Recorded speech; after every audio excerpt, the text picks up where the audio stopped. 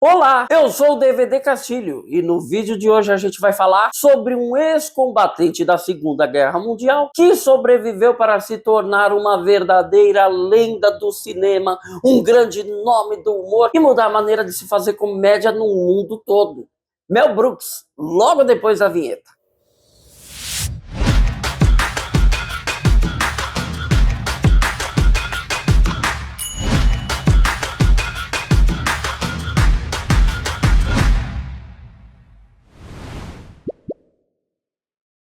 Um dia Mel Brooks disse que ter vivido de perto o terror de uma guerra fez com que o humor fizesse com que ele não enlouquecesse. Isso ainda fez com que ele usasse o humor como uma arma poderosa para enfrentar os seus próprios fantasmas e ridicularizar os homens que provocam as guerras. Antes de ser diretor, roteirista, ator e produtor, Mel Brooks era apenas Melvin Kaminsky, um jovem nova-iorquino, filho de imigrantes judeus. Quando a Segunda Guerra Mundial explodiu, ele foi convocado pelo exército americano.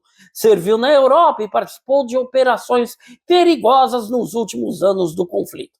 Foi justamente por causa dessa experiência que nasceu uma característica marcante. Mel Brooks decidiu que as figuras autoritárias não deveriam ser temidas, mas sim ridicularizadas. E isso influenciou na maneira dele fazer cinema e de expor a sua arte para o mundo todo. Nos anos 60, Mel Brooks criou o seu primeiro grande sucesso, a série Get Smart, que no Brasil foi traduzida como Agente 86. O mundo nessa época vivia uma verdadeira febre por filmes de espionagem. James Bond fazia com que as salas de cinema lotassem a cada novo lançamento. A proposta da série era muito simples.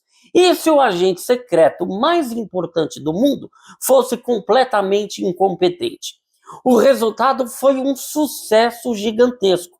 Maxwell Smart virou um dos personagens mais populares da televisão. E apetrechos como o sapato fone e o cone do silêncio garantiam boas piadas. A série virou um clássico e o mundo começava a conhecer a genialidade de seu criador.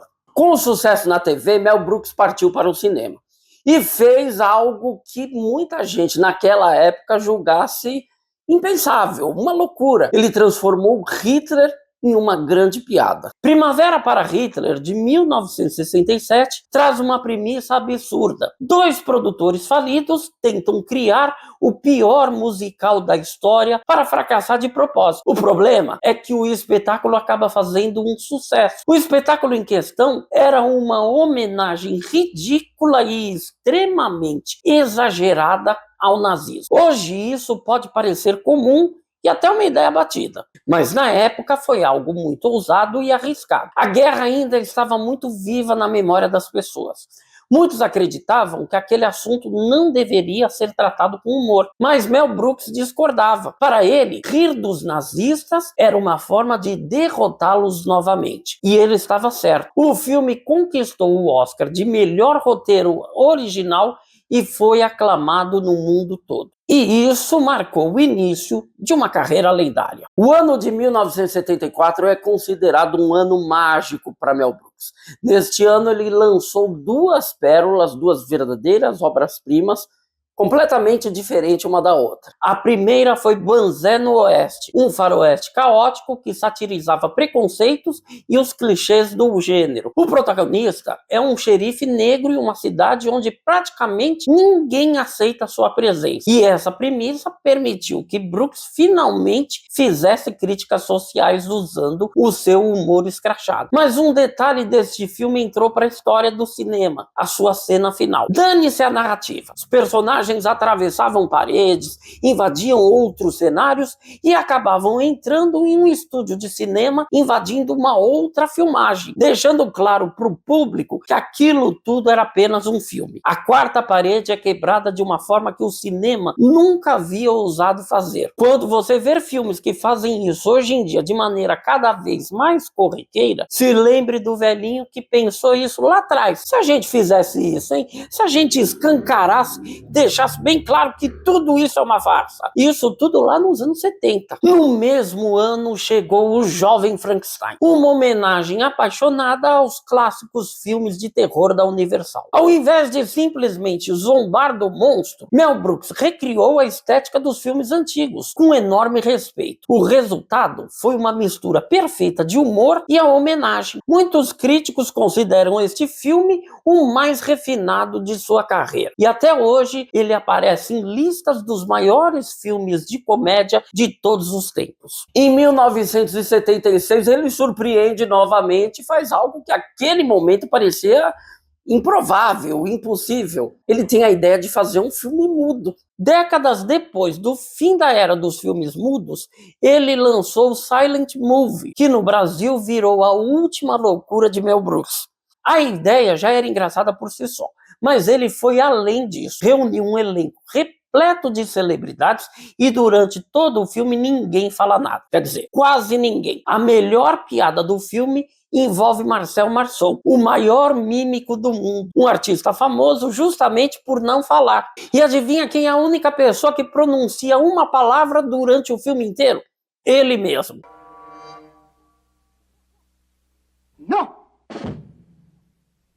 Uma sacada genial, daquelas que parecem simples, mas só um mestre do humor poderia imaginar. No ano de 1977, ele lança Alta Ansiedade. O alvo agora era Alfred Hitchcock e os seus clássicos do suspense.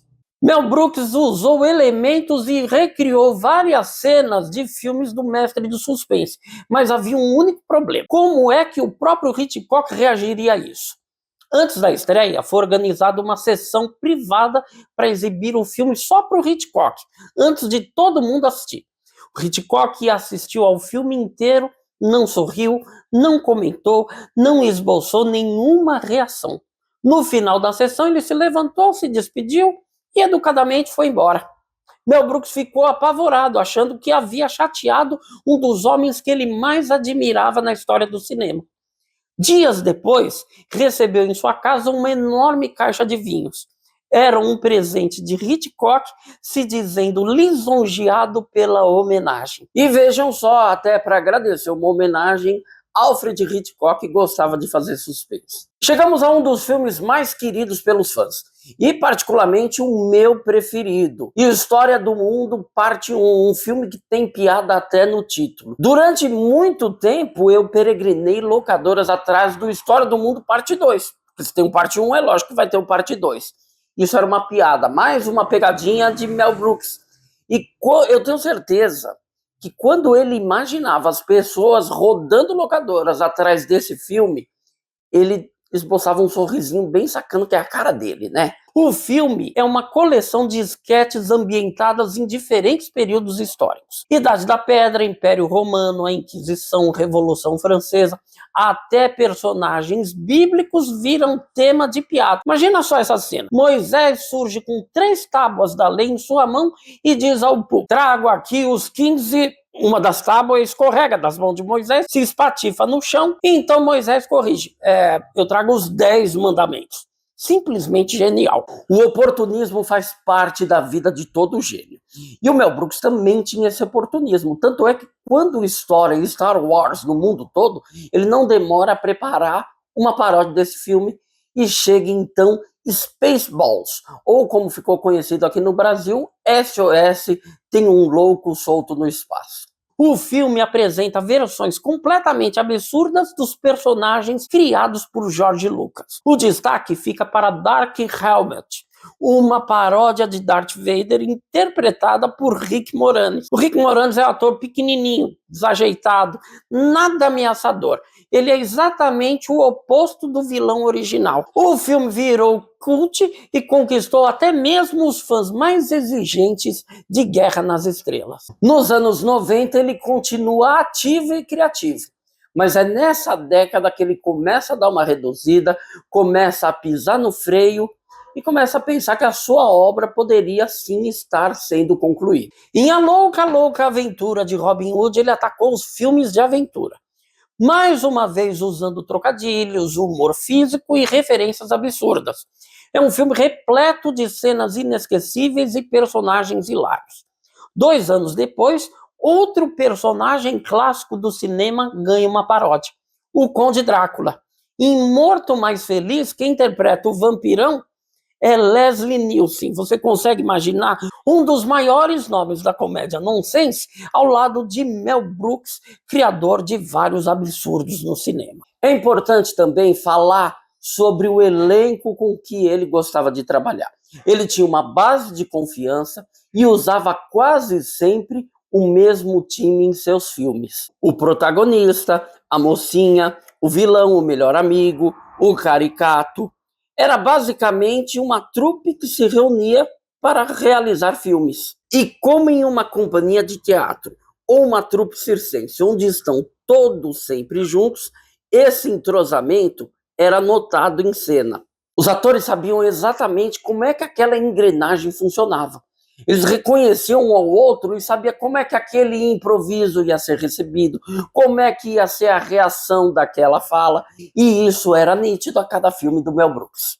A ele se juntava o próprio Mel Brooks, às vezes como protagonista e outras tantas como uma simples participação, um personagem de uma só fala, uma ponta. Ele era a cereja do bolo que ele mesmo gostava de confeitar. Muitos humoristas fizeram sucesso no cinema, mas poucos deles mudaram a maneira de se fazer comédia, a linguagem do cinema a favor do humor. O Mel Brooks está nesse raríssimo grupo. Suas sátiras influenciaram gerações de roteiristas, diretores e humoristas no mundo todo. Ele mostrou que era possível rir de qualquer assunto, mas também nos ensinou que existe uma diferença enorme entre rir de uma vítima e rir de um tirano. E isso faz toda a diferença. Durante décadas, ele usou a comédia para desafiar o poder, o preconceito, o autoritarismo e a intolerância. E talvez seja justamente por isso que a sua obra continua tão atual e reverenciada até hoje. Mel Brooks continua sendo muito mais do que um simples cineasta. E estamos comemorando o centenário de Mel Brooks. E isso faz com que uma aura de lenda ainda maior surja ao redor do seu nome. Viva Mel Brooks! Espero que você tenha curtido esse vídeo, espero que você tenha gostado. Deixa o seu like, se inscreva aí no nosso canal, que em breve vai ter muitos mais vídeos como esse, tá certo? Valeu! Com certeza você assistiu esse corte se perguntando: meu Deus, mas onde esse cara conseguiu essa camisa tão legal? A minha apoiadora, a minha camisaria preferida é a Learte. Você tá vendo aí na tua tela agora o contato da loja Learte. Entre em contato agora mesmo com a loja Learte e solicite ali faça a compra da tua camisa na Learte. São estampas assim das mais variadas, todas muito divertidas. Você viu nesse vídeo algumas dessas camisas, hein? Então ficou vontade de ter uma camisa igual a minha? Entre em contato agora mesmo com a Learte, aqui no Ponto de Ironia. Valeu! Ah, e deixa eu te contar, para você fazer a sua compra, usando o cupom DVD Castilho, você tem 10% de desconto. Legal!